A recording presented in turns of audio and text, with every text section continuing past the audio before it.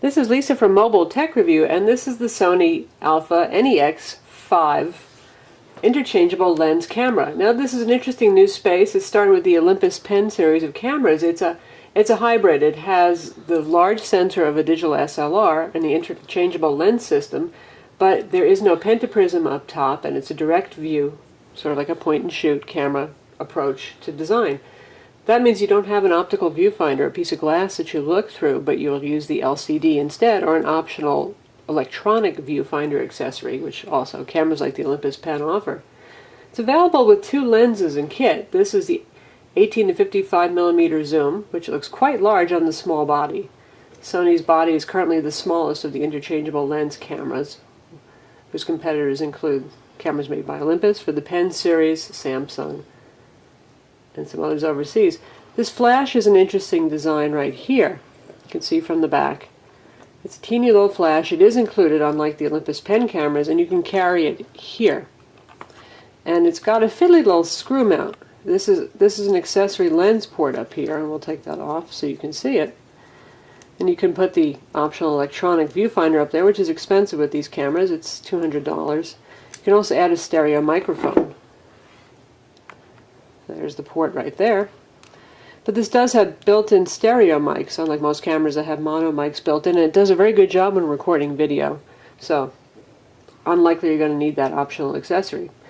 You have your USB port here, it's micro USB, HDMI port on this side. These are nice quality lens doors. This one's a little bit plasticky, but the camera's body is made of magnesium alloy and steel. Here you've got the tripod mount here, nice and solid.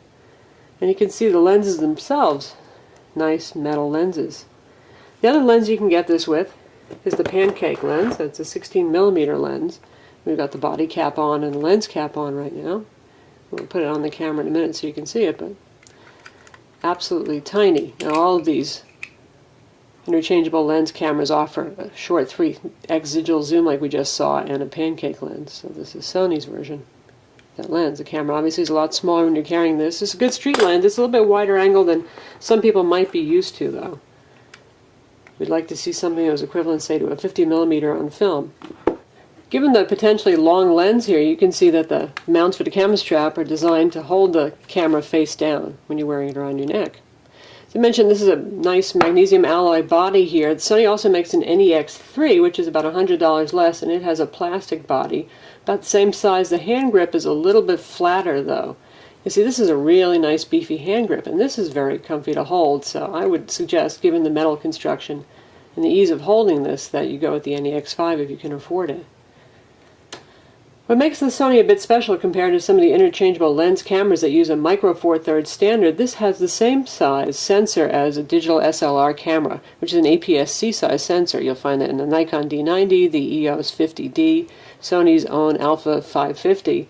So you're going to get more image data. The larger the sensor, the better the picture. That's why point-and-shoots are not very good at taking pictures compared to SLRs, because they have teeny sensors.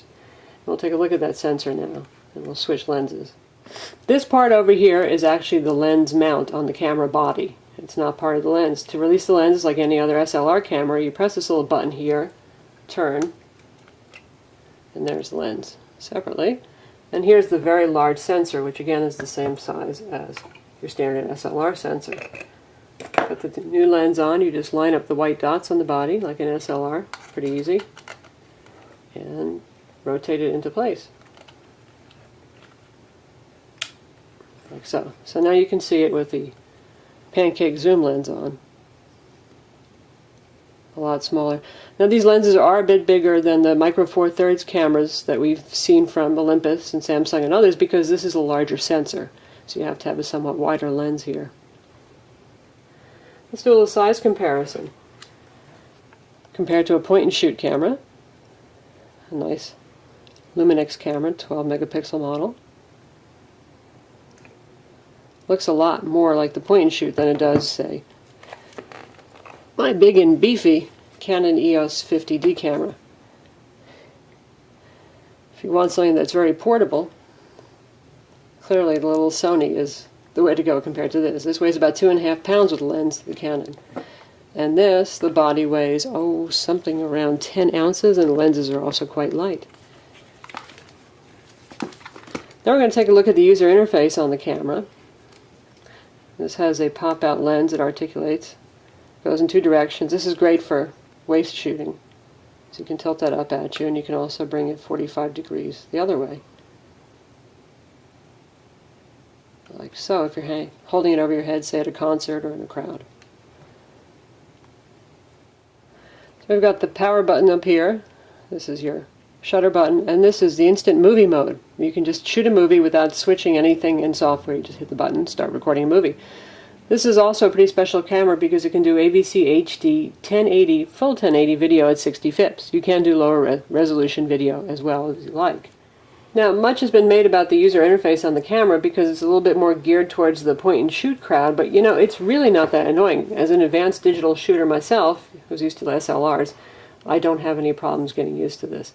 It is a fully intelligent auto mode that really does a very good job of taking pictures of great detail and a lot of color, or you can set it into scene modes, and we're going to take a look at that right now. Right now I'm in program mode, and you have a virtual dial rather than one up top. This camera body is just too small. In fact, it's too small to have an image stabilizer built into the body, and it's built into the lens instead on the kit zoom lens that we just showed you. There is none on the pancake lens, but you don't need it as much given how small it is. So we can just choose from many scene modes right here. Anti-shake, panorama mode. This does 3D panoramas as well. Everything you'd expect to see on a hardware dial up top. So we're going to choose aperture priority right now. You can see the information on the screen. We're going to put a subject in front of it to make this a little bit more interesting. So here we are in aperture priority mode, and we've got our subject ahead of us. And if you want to change the aperture, you just simply turn this dial before you shoot. And it shows you the corresponding change in shutter speed that's going to affect. That's pretty direct. It's not really hard. It doesn't take a lot of presses. And you can imagine that shutter priority works the same way, only you're changing the shutter speed, and the aperture will automatically adjust. If you go to the menu here, you can see now this is, again, much more like a point-and-shoot menu at first, but it's also very easy to use. Here's the shoot mode screen that we saw before. Here you have your virtual dial. Here we have camera settings. You can choose your drive mode.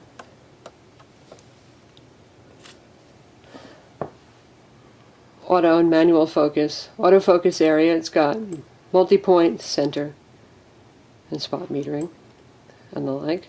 You've got your context-sensitive buttons here. This one's often assigned to shooting tips. If you turn off shooting tips, it becomes more useful. Choosing your image size, you can shoot RAW, JPEG, and both RAW and JPEG files. Brightness and color has exposure compensation, ISO, white balance, all those kind of things. Playback, and in your setup menu, many other settings, including showing histogram, manual focus, and the like. So not that bad a user interface, really. And if you're really moving up from a point and shoot, and this is your first SLR-like camera, you'll probably love it because it's not a heck of a lot of scary buttons here. You've got your intelligent auto mode that does a great job, and pretty intuitive listing of kinds of settings on the screen. And there are four-way rocker buttons here, so you can immediately control the flash, focus style, bring up a more detailed or less detailed display, and change your EV. One thing that's important on a camera that does not have direct through-the-lens viewing with the regular viewfinder is this panel back here. This is a 3-inch display, and it's 921,000 dots. That's about 3 times the resolution of the Olympus Pan 1 and Pan 2 cameras. So that means that you can really see if you're doing manual focus. For example, if you're going to use the Sony standard alpha lens instead of the E-mount lenses that this uses with an adapter, everything's going to work except for focus. You're going to have to manual focus, so it's important to be able to see.